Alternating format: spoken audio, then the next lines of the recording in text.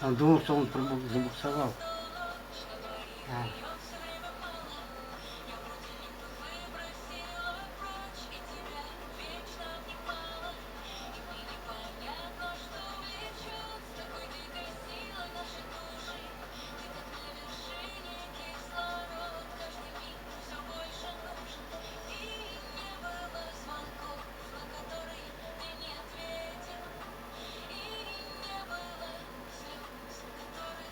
Ты куда ты? Ой, Засорено? Татьяна Ивановна, вы говорите, вы ходили в магазин, да, получается?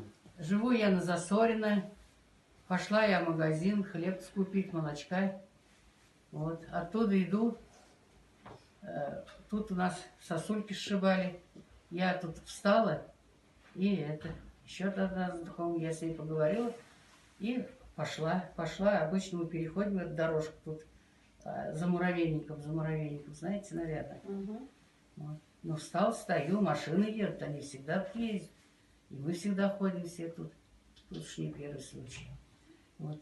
И я, значит, стою, одна проехала вот эта машина. И там 3-4, говорят, 3 машины. По-моему, 3 тоже. Ну, смотрю, так проехали они. Все, машин нет, я пошла. Стал переходить. И вдруг у меня удар в спину. Оказывается, та машина первая проехала, и тут встала.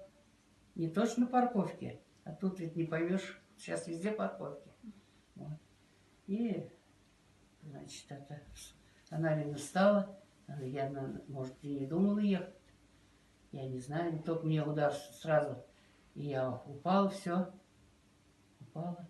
А он вчера приходил, сказал, что я думал, и тут вот разговор там, что я подумал, что бугор снега. Он почувствовал, что машина не двигается. Подумал, что снег.